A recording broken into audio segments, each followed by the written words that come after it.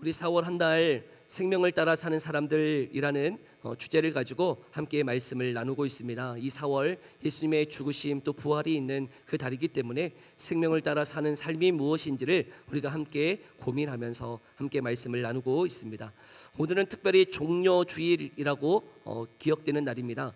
종려주일은 예수님이 예루살렘에 낙이 타고 입성하여서 많은 사람들이 종려나무 가지를 가지고 이렇게 환영하였기 때문에 호산나 다윗의 왕이여 찬송하리라다 이스라엘의 왕이여 하면서 많은 사람들이 이 예수님을 이스라엘의 왕으로 환영하고 환영했습니다. 그렇게 그 예수님을 극적으로 환영했던 그 사람들이요, 불과 이제 며칠 후에는 그 일부의 사람들이 예수님을 십자가에 못 박으라고 함성을 지르며 그들을 예수님을 부인하는 사람들이 있었습니다. 그렇게 많은 사람들이 환영했는데 어떻게 반전되어져서 많은 사람들이 또 예수님을 못 박으라고 이야기하고 있는 것일까요? 여러분, 이런 반전들이요, 놀랍게도요 우리 신앙의 삶에서도 보여지더라는 거예요. 이것이 그냥 단순히 이 이스라엘 백성들만의 문제가 아니고요, 예수님을 따라가는 성도의 그 삶 속에서도 여러분 반전의 모습이 있어요. 어떤 분들은 예수님을 향해서 원망, 불평, 실망감, 안타까움을 호소하는 사람들이 있는데 그 사람들이 반전되어져서요 예수님께 헌신한 자들이 있는 반면에 어떤 분들은 한때 청년의 때에 주님을 위해서 자신의 인생을 드리노라고 고백하는데 노년에 이르면 그 예수님을 믿지 않고 거부하며 걸어가는 사람들이 있더라는 것이죠.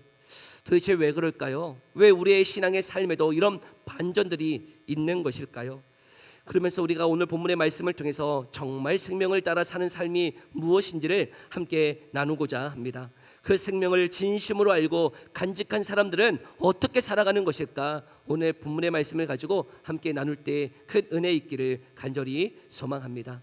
오늘 말씀을 이렇게 시작하고 있는데요, 우리 12장 1절의 말씀 다시 한번 읽어볼까요? 1절의 말씀 함께 읽어봅니다. 시작.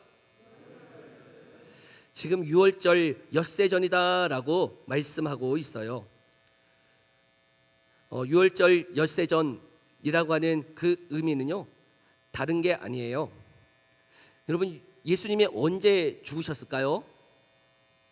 예수님 언제 죽으셨어요? 6월절을 준비하는 전날이에요. 지금 예수님이 죽기 엿새 전이다 라고 보면 될 것이에요. 여러분, 그날에 지금 예수님이 어디로 들어가고 계십니까? 베다니로 들어가는데 그 베다니에 누가 있는 거예요? 지금 요한복음 11장에 보면 죽었던 나사로를 살리신 그 집으로 들어가고 있노라고 말씀하고 있어요. 부활했던 그 나사로의 집에 지금 예수님이 무엇하고 계시는 겁니까? 신방하고 계시더라는 거예요. 지금은 뭐 집으로 이렇게 신방 가는 일들이 많이 없는데 제가 어렸을 때는 목사님이 이렇게 신방이 자주 있었던 것 같아요. 무슨 구역 예배, 무슨 감사 예배, 뭐 여러 가지 모양으로 신방 이렇게 오셔요. 그러면 신방 오면 어떻게 될까요? 그때는 정말 힘든 날이에요. 며칠 전부터 청소해야 돼요. 집 청소하랴, 또 어머니는 음식 준비한다고 여러 가지 심부름도 해야 되고, 그렇게 저는 목사님 오는 게 그렇게 싫더라고요, 어렸을 때. 또 목사님 오면 어떻게 하고 있어야 돼요? 방에 들어가 있어야 돼. 아니, 왜 이렇게 방에 있어야 돼? 저도 이렇게 같이 있고 싶은데 방에 들어가서 아무 소리도 하지 말고 그냥 집에 가만히 있으라고 막 얘기해요. 그렇게 신방 오면 그렇게 힘들었던 것 같은데, 여러분 오늘 예수님이 오신대요. 그 예수님 어떤 예수님이에요? 지금 죽었던 나사로를 살리시고 부활 감사 신방으로 이렇게 오시는 거잖아요. 여러분, 지금 살리신 그 일에 감사함으로 왔다. 그러니 2절 어떤 일이 있습니까? 우리 2절의 말씀 다시 한번 읽어볼까요? 함께 읽어봅니다. 시작. 거기서 예수를 위하여 잔치할세 마르다는 일을 하고 나사로는 예수와 함께 앉은 자 중에 있더라. 그 예수님을 위해서 무엇 하고 있습니까? 잔치 준비하고 있어요. 얼마나 그 예수님 오신다 그러니 나사로도 그 가정들도 얼마나 기뻤겠습니까? 동네 잔치를 벌이고 있는 것이죠. 마르다 여전히 일하고 있어요. 여전히 부엌에서 그 예수님을 맞이하기 위해서 여러 일을 하고 있네요. 그리고 나사로는 지금 누구 곁에 있대요? 예수님 곁에서 많은 사람들과 함께 지금 이야기를 나누고 있을 것이에요. 아마 상상해 본다면 그 주변에 있는 사람들이 이야기했을 것이에요. 예수님, 저는 이번에는 예수님이 이 기적을 못 일으킬 줄 알았어요. 우리 예수님, 못 보는 자 보게 하고 못 걷는 자 걷게 하고 귀신 들린 자 귀신 내어 쫓고 하는 것 우리가 다 보았지만 어떻게 죽은 자를 살리실까? 그것은 저는 감히 상상하지 못했어요. 그런데요, 예수님이 나사로야 나오너라 하실 때요 깜짝 놀랐잖아요. 아니, 저 죽었던 나사로가 일어나서 나오는데요, 저 그때 확신했어요. 우리 예수님 정말 하나님의 아들이시구나, 저 확신했잖아요. 그러면서 나사로도 막 옆에서 곁들이면서 그래 나도 깜짝 놀랐어 그러면서 막 이야기하지 않았겠어요? 놀라운 시간이었을 것이에요. 놀라운 광경이었을 것이에요. 근데 그때 그렇게 이야기 담소가 막 꽃피울 때에 저기서 한 여인이 막 걸어와요. 누구요? 마리아가요. 뭘 들고 지금 오는 겁니까? 향유 억합 들고 옵니다. 3절 우리 다시 한번 읽어볼까요? 3절의 말씀 함께 읽어봅시다. 시작. 마리아는 지극히 비싼 향유 곧 순전한 나드 한 근을 가져다가 예수의 발에 붓고 자기 머리털로 그의 발을 닦으니 향유 냄새가 집에 가득 가더라. 그 향유를 들고 이 마리아가 예수님 곁으로 막 왔어요. 그리고 어떻게 합니까? 지금 잔치하고 분위기 좋은 그때에 그 마리아가 예수님 곁에 앉아가지고 그 향유를 예수의 발 앞에 붓고 머리털로 그 예수의 발을 어떻게 하고 있어요?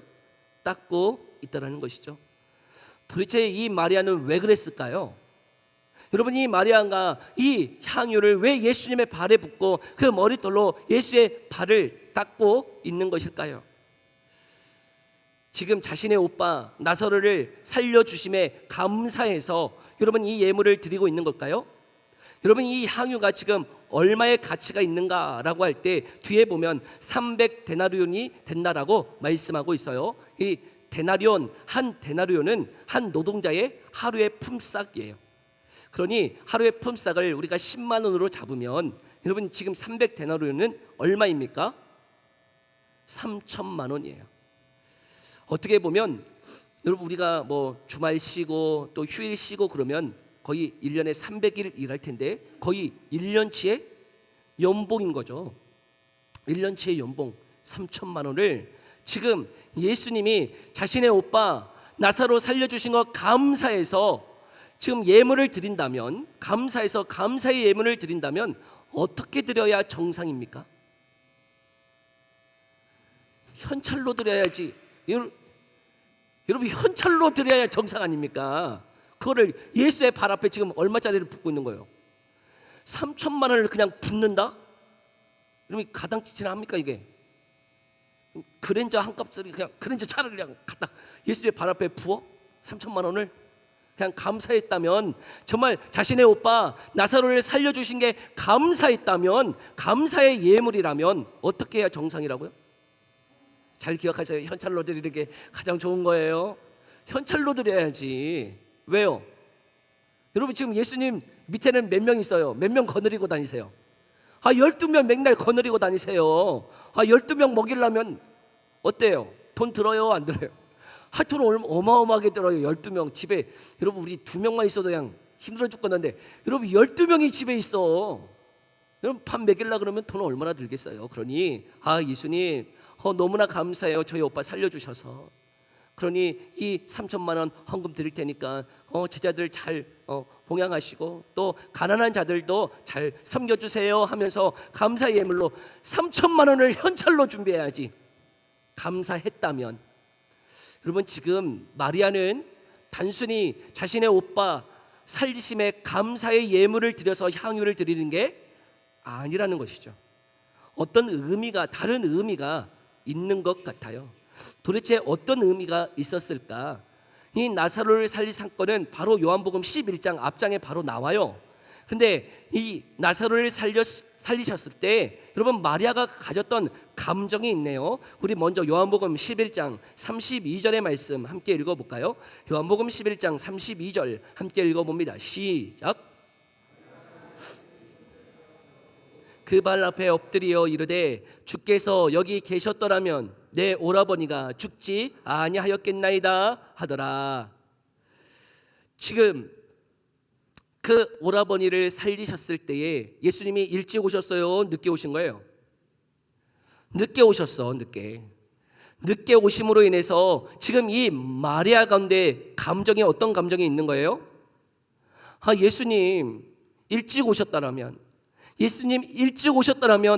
우리 오라버니 죽지 않았을 텐데, 예수님 너무나 늦게 오셔서 우리 오빠 죽었잖아요 하는 그 예수님에 대한 무엇이 담겨 있어요? 감정이 안타까움, 실망, 원망의 마음이 그 마리아 마음 가운데 가득하더라는 거예요. 예수님 좀 일찍 오시지, 왜 이렇게 늦게 오셔서 내 인생 가운데 이렇게 어렵게 하시고 힘든 이 상황을 마주하게 하십니까? 예수님이 일찍 오셨더라면 살릴 수 있었을 텐데 하는 원망과 안타까움이 있더라는 것이죠. 그런데요, 예수님은 늦게 오셨던 이유가 있으셨던 거예요. 여러분, 이 죽은 나사로를 살리신 그 사건을 통해서요, 예수님이 드러내고자 하는 의미가 있었던 것이죠. 그것이 무엇이냐면 요한복음 11장 25절에서 26절, 여러분 이 말씀 함께 읽어볼까요? 요한복음 11장 25절에서 26절 함께 읽어봅니다. 시작. 예수께서 이르시되 나는 부활이요 생명이니 나를 믿는 자는 죽어도 살겠고 무릇 살아서 나를 믿는 자는 영원히 죽지 아니하리니 이것을 네가 믿느냐. 아멘. 예수님은 지금 죽은 나사로를 살리신 그 사건을 통해서 무엇을 드러내고자 하냐면 예수님이 누구시라고요? 나는 부활이요 생명이다. 나를 믿는 자는 영원히 죽지 아니하리라 라고 하는 것을 가르치시고 싶었던 것이죠. 그래서 죽은 나사로를 살리셨어요. 그리고 예수님이 어떠한 분인지를 지금 가르치시고 계시는 것이죠. 이 마리아는 이 사건을 통하여서 깨달았던 것 같아요. 예수님이 누구이신가? 정말 예수님이 이 땅에 오신 이유가 무엇인가? 무엇을 우리에게 주시고자 하시는 것인가? 죽은 나사로, 자신의 오빠 나사로 살린 것, 여러분 그 이유는 무엇이에요? 예수님이 누구이신지를 드러내고 있는 거예요. 내가 부활이요 생명이다 라고 하는 것을 분명히 말씀하고 있는 것이죠. 그러면서요, 여러분 예수님은 자신이 죽어야 됨을 이미 여러 번 제자들에게 그리고 많은 사람들에게 가르치셨어요.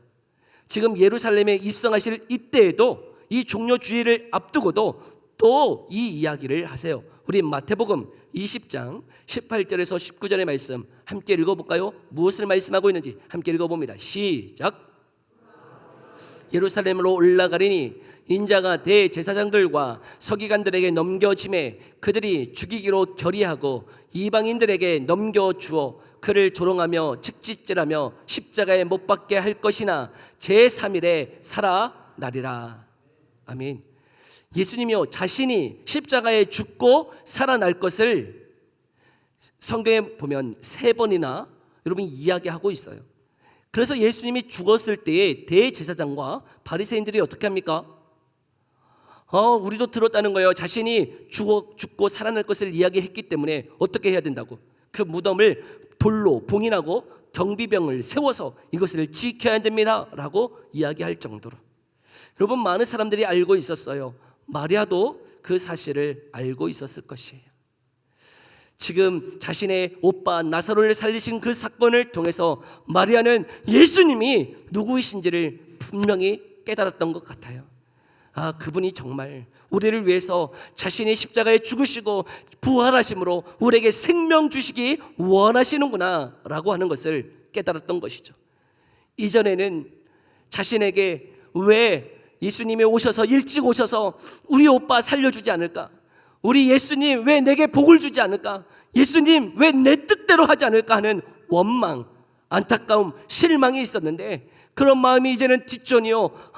예수님이 누구이신지를 분명하게 보므로, 여러분 지금 이 마리아는 그 예수님의 죽음을 깨닫고는요, 지금 그 향유를 어떻게 하고 있는 거예요? 그 발에 붓고 있는 거예요. 향유는 지금 나사로 살려주셔서 감사의 예물을 드리는 게 아니에요. 지금 예수님이 무엇 하실지를 이 마리아는 깨달았던 것 같아요. 그래서 그 발 앞에 자신의 모든 전 재산과 같은 3천만 원짜리 여러분이 이 향유를 발 앞에 붓고 붓고 있더라는 것이죠. 그러면서 예수님도 뭐라고 7절에 말씀하셨습니까? 우리 7절 함께 읽어볼까요? 시작. 예수께서 이르시되 그를 가만두어 나의 장례할 날을 위하여 그것을 간직하게 하라. 여러분, 이 사건은 지금 마리아가 깨닫고 여러분 그 죽음을 준비하면서 향유를 붓고 있는 것이죠.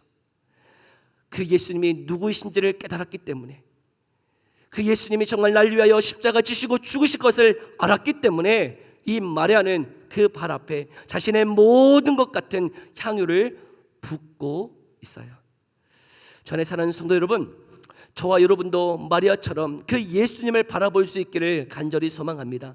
때로는 그 예수님이 내 삶에 내 뜻대로 해주지 않음으로 인해서 원망, 실망, 불평을 토로할 수도 있었을 것이, 그러나 그런 자가 아니고 정말 예수님이 우리에게 주시고자 하는 것이 무엇인지를 깨달아서 그 예수님 앞에 우리의 향유를 드릴 수 있는 자가 되어지기를 간절히 소망합니다.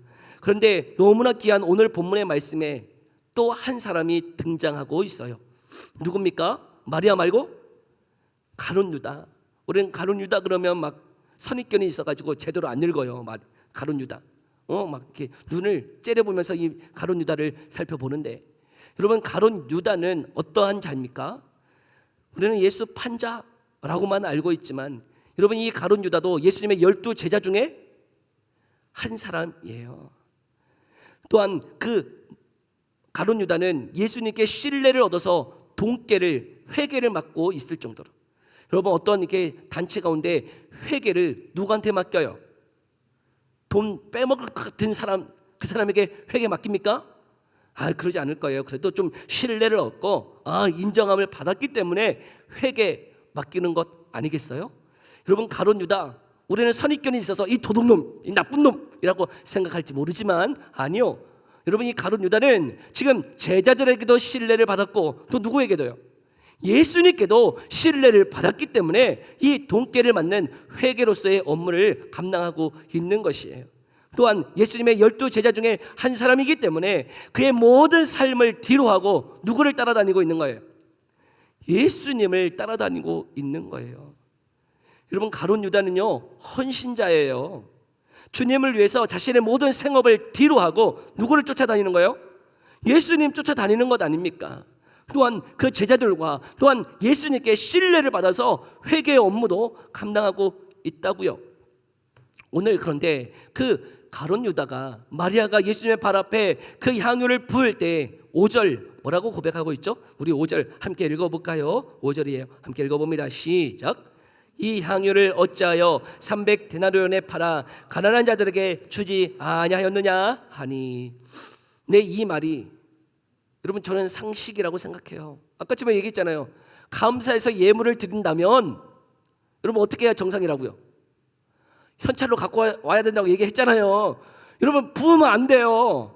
그거 현찰로 가지고 와야지.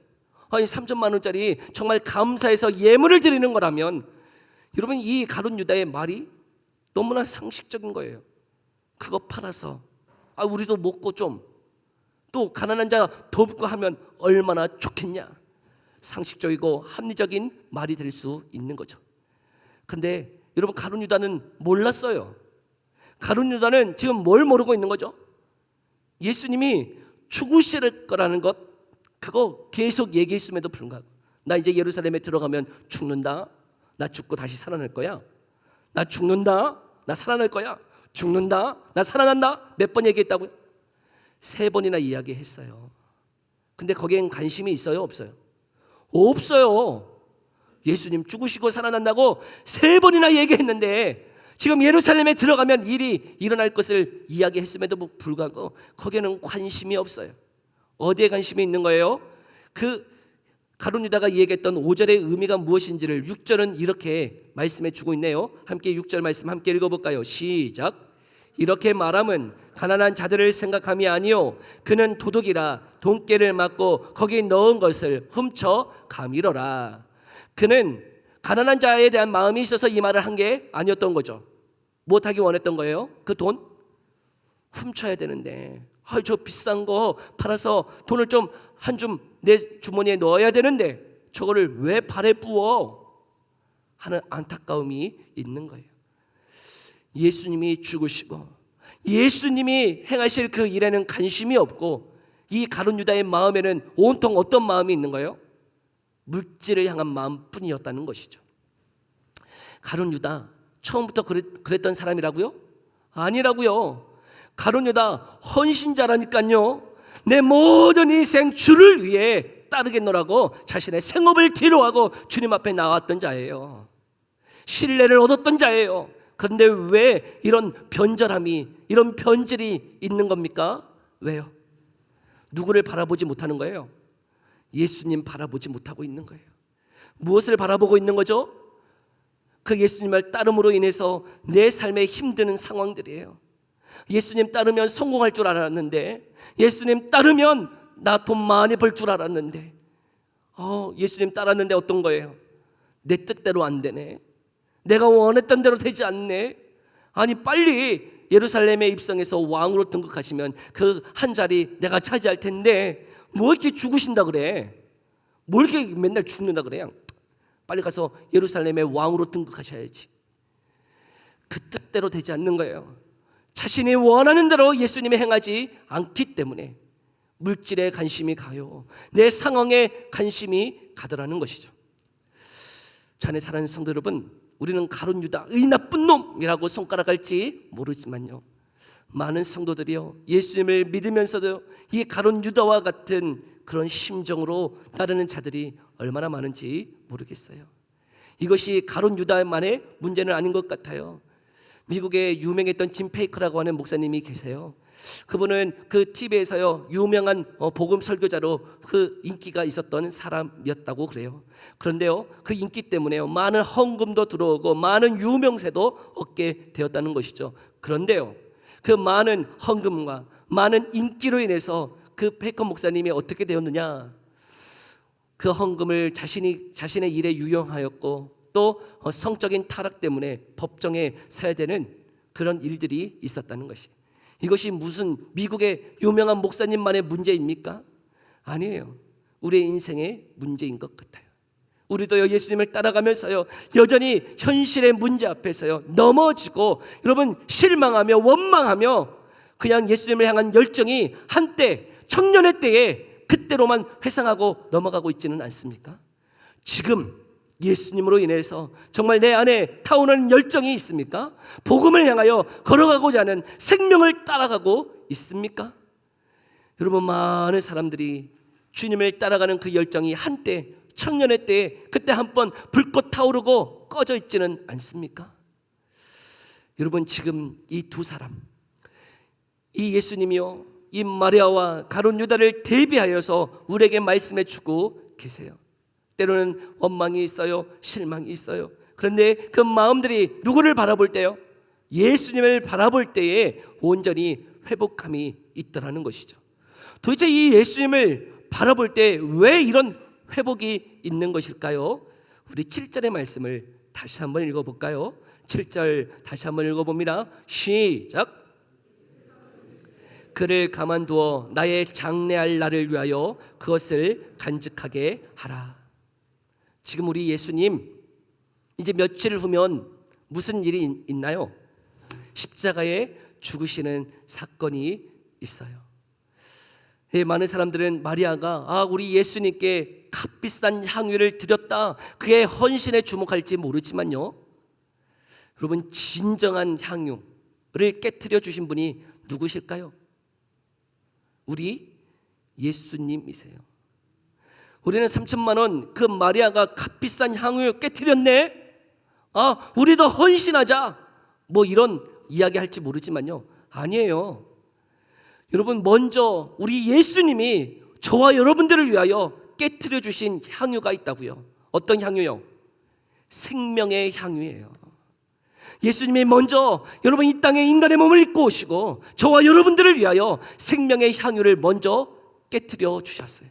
그의 살, 그의 피를 저와 여러분들을 위해 흘려주시고, 여러분, 그 예수님이 주신 구원의 놀라움을 발견한 자만이 자신의 삶의 향유를 주님께 드리더라는 것이죠. 여러분, 예수님은 우리에게 모든 것 내어주시고 그 내어주심이, 그 사랑이, 그 생명의 향유의 가치가 얼마인지를 아는 자들이요, 그 예수님 앞에 내 인생을 드리며 살아가더라는 것이죠. 그런데 많은 부분, 가룟 유다처럼 그 예수님을 바라보지 못하고 예수님 때문에 주어지는 다른 콩고물 같은 것 때문에 낙심하며 절망하며 하나님 앞에 원망하며 걸어가는 사람들이 얼마나 많은지 모르겠어요. 저 안에 사랑하는 성도 여러분, 예수님이 먼저 저와 여러분들을 위해서 생명의 향유 부어 주셨습니다. 여러분, 그것을 깨달았던 마리아는 그 예수님 앞에 자신의 향유를 깨트리고 있는 것이에요. 예수님 이전에는, 여러분, 나사로, 자신의 오빠 나사로를 살리기 이전에는 원망이 있었어요. 불평이 있었어요. 예수님을 향한 실망감이 있었어요. 안타까움이 있었어요. 왜 안 살려주지? 왜 일찍 오시지 않았지? 아니, 빨리 오셔서 살려주셔야지. 아니, 예수님 왜 그러셔? 하는 안타까움이요, 실망이요. 왜 내 뜻대로 안 해주지? 근데 거기에는 하나님의 의도가 있었던 거예요. 하나님의 목적이 있다고요. 예수님이 누구신지를 가르치시기를 원하셨어요. 예수님은 내 뜻대로 해주시는 분이 아니에요. 내가 원하는 대로, 내가 바라는 대로 이루어주는 요술 램프가 아니에요. 우리 예수님 어떤 분이십니까? 부활이요 생명이신 하나님이시라고 말씀하고 있는 것이죠. 여러분, 생명의 향유를 부어주신 그 예수님을 우리가 발견하기를 소망해요. 나를 위하여 그 살과 그 피를 흘려주신 그 예수님을 온전히 바라보기를 소망해요. 그분을 바라볼 때야 비로소 우리의 그 향유를 주님 앞에 깨트릴 수 있는 것 같아요. 다시금 그 주님을 바라보면서 정말 생명을 소유한 자로 이 땅을 살아갈 수 있기를 간절히 소망합니다. 주님, 다시 주님 앞에 우리의 향유를 깨트립니다. 나의 생명 주님 앞에 올려드립니다. 주님 받으소서. 고백하며 걸어가는 우리의 이 삶이 되어지기를 간절히 소망합니다. 오늘 이 들은 말씀 생각하면서요, 우리 예수 피를 힘입어 우리 함께 고백하며 나아갑시다.